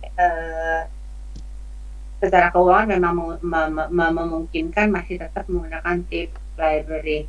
Selain dari perbankan, kalau di platform kan minyak memang mereka kan di laut begitu ya. Tapi kalau misalnya selain banking, apalagi? Sama Bu, ini related ke regulasi yang ada. Jadi mereka membutuhkan tape library. Kedua, seperti yang Pak Ed bilang tadi. Yang Pak Edi bilang tadi, kenapa dari sisi oil and gas company atau perminyakan itu butuh juga tape library karena mereka juga diatur oleh SKK Migas regulasinya. Jadi data hasil eksplorasi itu harus ada kurang lebih 3-5 tahun. Berarti kalau saya sampaikan berarti BUMN dan di pemerintahan harus ada tape library, benar nggak? Betul Bu, betul. Karena related misalkan seperti BPJS kesehatan itu juga menampung data dari penduduk. Kemudian juga ini public sector lebih banyak juga membutuhkan tape library karena kebutuhan dari hasil data nasabah yang perlu mereka simpan dalam kurun waktu yang cukup lama. Oke. Nah ini juga masukan buat teman-teman kalau memang kita melihat di tempat di tempatnya Haikal khususnya ya. Jadi ini juga salah satu yang bisa menggali opportunity untuk originating ini semua. Oke. Silakan. Ya, thank you Bu Mary, thank you Pak Edi. Pak Roy, boleh aku tambahkan Pak? Ya silakan Pak Win. Ya, jadi kalau ini Pak, salah satu nih saya sempat bicara sama mereka, kenapa mereka masih perlu VTI. Jadi yang saya tangkap Pak dari pengalaman saya bicara sama mereka, pertama memang benar sesuai dengan regulasi bahwa data itu harus di-keep. Mungkin dulu ada 30 tahun berkurang, jadi sekarang 10 tahun. Nah, untuk mengatasi ini, perubahan teknologi itu masih belum memungkinkan untuk data itu disimpan dalam jangka waktu lama karena perubahan teknologi Pak, sehingga mungkin harus disimpan dalam bentuk data. Kalau dulu mungkin Bu Mary tahu dulu pakai microfilm ya Bu ya untuk capture itu, karena itu kan tidak relatif ke teknologi. Nah, kenapa muncul VTI yang saya dengar dari mereka juga dan berapa kali ikut VTL kali Pak maksudnya Pak. VTL ya, itu karena window time Pak, data yang cukup besar. Kalau kita direct simpan ke tape itu kan sequence ya, jadi nulisnya kan pakai tadi Bapak bilang pakai head itu kan, terus sequence dari data kayak waktu window time-nya nggak cukup sehingga karena VTI ya, video tape library, visual tape library ini yang bisa kita tulis secara simultan di banyak clone ataupun drive Pak. Sehingga dengan teknologi ini, terutama untuk di banking kan di akhir hari kan mereka akan konsolidasi itu di malam gitu, atau mungkin di akhir bulan. Dengan teknologi VTI ini sangat membantu mereka untuk menulis cepat dan volumenya banyak. Itu sih Pak yang saya dapat, mungkin bisa ini Pak diklarifikasi benar apa enggak. Jadi begini Pak Win, kalau kebutuhan dari tape library-nya sendiri itu sebetulnya sampai saat ini masih dibutuhkan. Intinya satu itu, kedua retensi data sebanyak 10 tahun itu bisa jadi teknologi tape library-nya juga berubah ya. Mereka itu nulis, mungkin nih saya ngambil contoh, mereka nulis di LTO 6. Pada saat teknologi berkembang, tape library-nya udah LTO 8. LTO 8 itu nggak akan bisa baca LTO 6. Jadi karena ada dua versi ke bawah, dua versi ke atas. Berarti 8 hanya bisa sampai ke LTO 6 baca tapi nggak bisa restore. Kalau mau restore itu di LTO 7. Nah, banyak perusahaan banking itu juga melakukan migrasi. Jadi tape library yang lama itu mereka masih ada. Mereka restore semua, mereka backup lagi pakai tape library yang baru. Tapi komposisi ini bisa kita lihat kenapa VTL dibutuhkan. VTL dibutuhkan pada saat data yang 3 tahun ke belakang itu mereka menggunakan regulasi mereka sendiri, policy dari banking itu sendiri. Data 3 tahun ini kita store di VTL. Karena kemungkinan untuk nanti merestornya itu bisa lebih cepat. Tapi data itu pun di backup ke tape library untuk dibawa keluar dengan alasan security tadi. Karena kalau di banking itu semua prosesnya udah high availability. Di core bankingnya sendiri udah HA. Storage replication juga jalan ke DR. Bahkan di DR-nya sendiri pun HA-nya udah terjadi. Jadi di DC ada DR, ada HA, di DR-nya juga ada HA. Selain mereka menggunakan backup. Backup ke VTL itu hanya untuk kebutuhan window time pada saat mereka recover. Balik lagi itu kenapa dibutuhkan, kenapa diperlukan, karena mereka balik lagi ke RTO sama RPO tadi.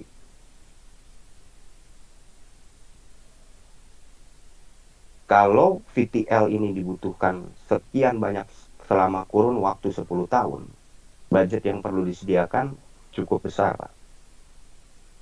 Jadi mereka mengambil policy, katakanlah 3 tahun pertama itu masih di VTL. Tapi 3 sampai 7 tahun ke belakang itu mereka menggunakan tape library untuk penulisan, untuk archiving data. Nah ini di sini kenapa tadi saya bilang kita perlu assess kebutuhannya seperti apa sehingga kita bisa propose sesuai dengan kebutuhan. Pak, kalau misalnya alasannya karena itu harganya mahal kan kita bisa pakai itu object storage ya Pak, atau mungkin peering storage gitu. Jadi kan nggak perlu lagi ya tape library ya.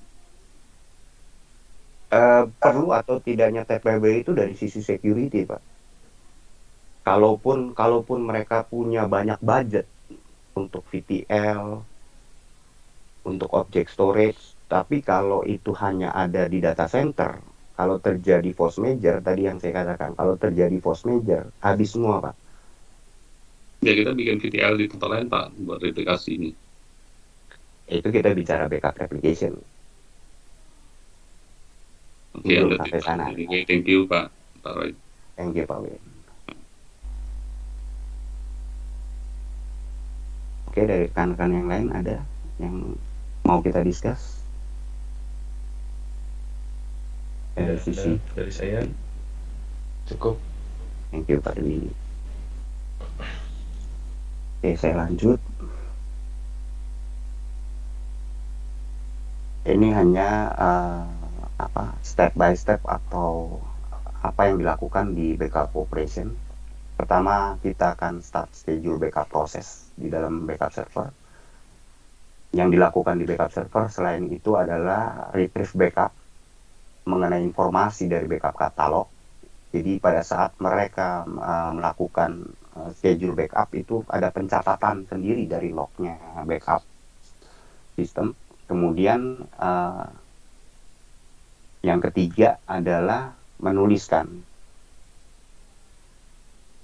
ke storage.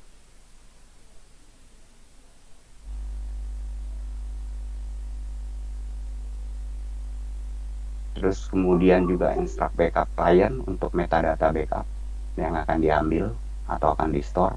Keempat adalah backup client, ini backupnya membackup di storage.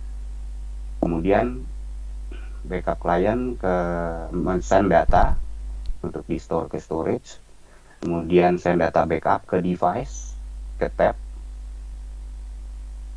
kemudian media information ke backupnya bahwa ini job sudah selesai di backup atau failed atau apa, ini ada semua lognya di dalam backup system. Kemudian backup server mengupdate katalog atau record dari status yang sudah ada dari schedule job yang dijalankan dari backup server.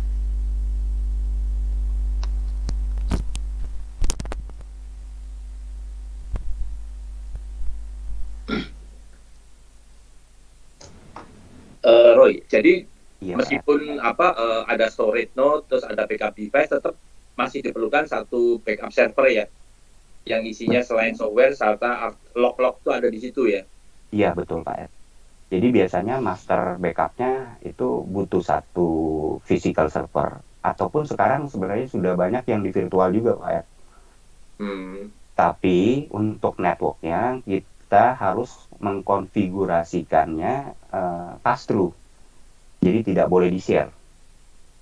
Karena pada saat dia melakukan backup itu datanya cukup besar Pak. Nah itu kalau di-share, kalau di virtual kan saya ambil contoh di VMware itu ada vSwitch ya Pak. Itu kan satu VLAN jalan semua tuh di situ. Itu satu port aja tuh Pak kalau di server hostnya. Nah itu masalahnya Pak. Pada saat dia nge-backup itu akan ada network traffic lain selain backup. Nah itu kadang-kadang backupnya sering fail Pak. Karena network busy gitu Pak ya. Kalau disarankan sih lebih baik pakai physical server ya Pak. Saya selalu sarannya physical server kalau backup. Itu Pak. Ini storage node-nya storage node untuk nyimpan backup atau storage-nya si application server Pak Roy? Begini Pak. Kalau storage node ini kita bisa nanya ke existing customer kita. Memang masih ada free capacity sesuai dengan estimated data yang akan kita backup, atau dari si existing ini sudah tidak ada free space untuk backup capacity. Jika kapasitinya memang tidak ada lagi, kita bisa menawarkan, kita bisa propose dengan NAS. Itu yang paling murah Pak. Atau bisa pakai SAN tapi disknya yang NL SAS, nearline SAS. Karena kebutuhannya hanya untuk nge-store hasil backup. Itu Pak Dwi. Oke, untuk menentukan besarnya storage yang dibutuhkan untuk membackup ini dengan misalnya ini kan backup to disk dulu ya, backup to disk baru si backup server akan menjadwalkan backup to tape-nya mungkin weekly atau monthly. Besarnya ini menentukannya gimana ya Pak Roy? Menentukannya itu dari setiap data yang akan di backup dari masing-masing server aplikasi ataupun mail system ataupun database Pak. Jadi harus sama dengan besarnya storage yang dipakai oleh si server ya? Ya, betul Pak. Minimal sama lah? Minimal sama. Oke. Thank you Pak Roy. Thank you Pak. Pak Roy. Iya, Pak Karim. Tanya dong. Yes. Tapi kalau dilihat traffic, harusnya traffic yang besar itu penyimpanannya kan di storage node ya, bukan di backup server. Tapi kenapa mempengaruhi traffic ya? Ya, jadi sebetulnya schedule-nya itu kan ini dia ngasih job nih Pak. Sebelum ditaruh di storage itu dia ada traffic masuk ke backup servernya. Karena pencatatan log tadi Pak. Iya, lumayan Pak. Ya meskipun backup server nggak hanya dia snapshot kan ya, harusnya. Kalau di virtual iya, dia incrementalnya dari snapshot. Tapi kalau di bare metal nggak Pak, dari agent. Ya maksudnya traffic itu tetap di backup server harus kita perhitungkan bahwa traffic itu cukup besar ya dari meskipun dia nggak nyimpen data di backup servernya, itu kan nyimpennya harusnya di tempat di storage node gitu kan? Iya, betul Pak Arif. Oke. Jadi ini tadi ada siapa namanya? Franky mau nanya tadi, angkat tangan tuh. Iya, nanya Pak. Izin nanya nih, ini kalau tanpa yang storage-nya bisa nggak ya? Tanpa storage-nya bisa. Media server, tanpa media server, sorry. Itu media server bukan ini? Backup server. Backup server. Bukan backup server kan yang sampingnya Pak. Ini storage node. Tanpa storage node bisa nggak langsung ke tab? Bisa. Kalau ini bentuknya appliance. Oh. Jadi ada disk internal di sini, Frank. Oh, oke. Contohnya boleh sebut merek deh. Net Boleh, backup, boleh. Rubrik. net backup, rubrik, itu appliance. Itu udah ada disknya tuh. Jadi data yang diambil dari backup dari aplikasi itu adanya di internal disknya dia. Baru nanti ditulis ke backup device. Gitu. Dia ada tambahan Maksudnya software gini, nggak? bisa nggak tanpa nulis ke disk dulu? Ya itu tadi, Frank. Masalahnya kalau nggak ada storage, ini kan bentuknya disk nih. Kalau nggak ada, mau langsung nulis ke tab itu karena dia masih magnetic, itu speednya juga terbatas. Pasti window time-nya cukup lama gitu. Berarti ini udah enhance ya, disk to tab ya? Iya, betul. Oke. Mbak Mel ada apa Nah, tadi, Mbak Mel? kalau kita posisinya nih ya, kalau misalkan kan di customer kan storage node ini kan ada yang pakai data domain nih. Berarti benar posisi storage node-nya nih posisi data domain gitu ya? Iya, betul. Data domain. Oke. Betul, data domainnya, Frank. Oke, Tapi itu dari saya. kalau ke data domain sih mungkin malah jadi cost-nya besar. Pak, jadi memang sih, cuman maksud saya kalau di tender data domain itu nggak ada kompetitornya, Pak. Jadi mostly kita akan dapat kalau bawa itu dan customer butuh gitu. Daripada kita nawarin storage yang biasa banyak kompetitor, akan berdarah-darah juga nanti. Ya, itu. Thank you. Thank you. Pak Roy nanya. Iya. Kalau misalkan ini kan tadi ada produk yang appliance lah ya, dia kan nggak dia kan memang backup di dalam appliance sendiri, dia nggak ada backup. Tapi misalkan customer dia berarti dia butuh software nggak Pak? Kalau misalkan dia memang harus semua tergantung customer-nya juga kan minta ya butuh TPK misalkan gitu. Nah itu dari appliance ini apakah mereka memang benar-benar nggak bisa menggunakan TPK sesuai ke customer atau ada software lagi Pak?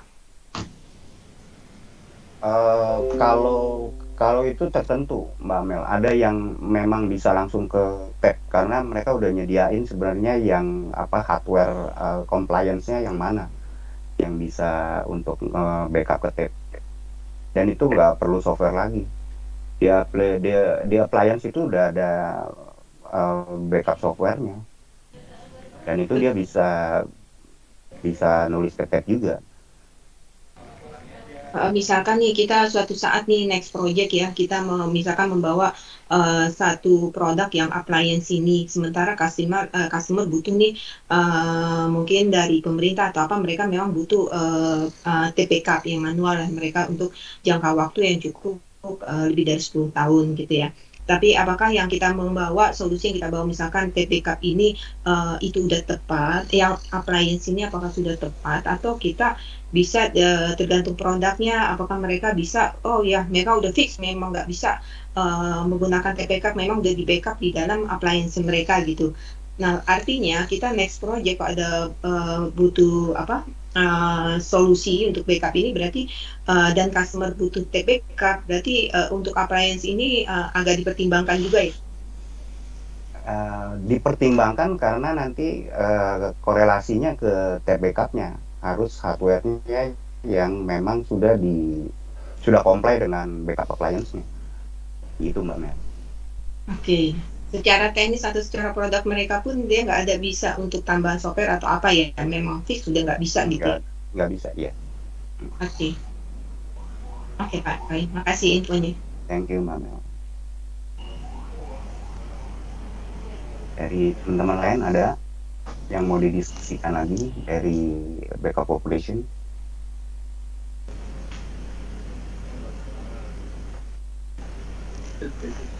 Lanjut.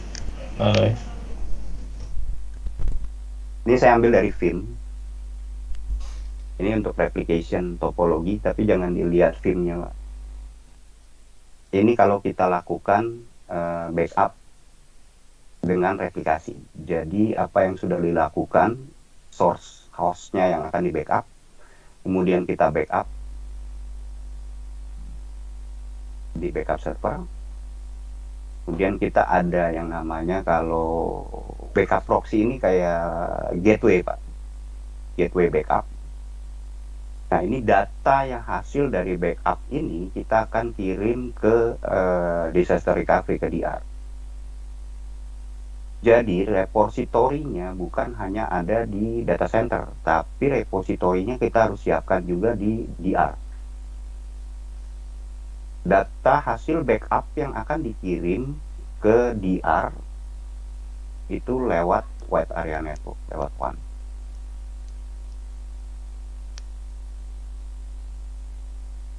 Jadi nanti akan bisa dilakukan restore itu di DR, hasil data backup dari data center, dari DC.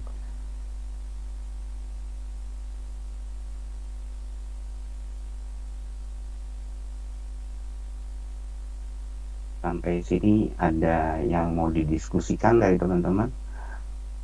Pak Roy nanya, ini kalau di restore ke DR kenapa nggak langsung replikasi aja ya? Maksudnya tanpa ada backup, replikasi aja dengan ke DR, entah itu by storage atau by apa. Kenapa harus di backup dulu, terus dikirim via WAN, di restore ke DR ya?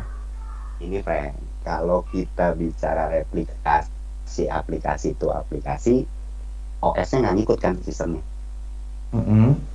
Itu satu. Yang kedua, kalau replikasi storage application, itu berarti cuma volume to volume yang direvisi, betul kan? Tapi ini kita mau utuh aplikasi server, sistem, application-nya, semua data yang ada di dalam application itu yang kita replicate hari hasil backup gitu kan. Jadi ini berarti VMDK ya yang di ini betul, ya. Oh ya yes, oke. Betul. Itu kalau kita butuh tadi RTO-nya cepat. Jadi hasil backupnya tidak hanya ada di DC, tapi di DR juga kita punya hasil backup. Sehingga kita bisa melakukan restore secara keseluruhan baik dari sistem, application sampai ke data, itu kita lakukan di disaster recovery di DR. Itu Frank. Kalau tadi kan masih tetap butuh sih kalau yang namanya hack availability dari aplikasi ataupun dari DB. Kalau di Oracle kan ada RAC ya, ada ODA juga gitu. Nah itu bisa kita replicate, tapi levelnya level database, sistemnya kan enggak. Misalkan dia diinstalnya di Red Hat atau di Unix base, data sistem operatingnya itu kan nggak running, nggak di HA. Hanya nah, untuk yang screen ini berarti kasusnya untuk virtual environment ya? Virtual sama bare metal juga. Cuma bare metal bedanya, ini bentuknya kan bare metal nih, kita install agent kan. Kita full backup, include application sama database. Nanti kita replicate juga ke DR.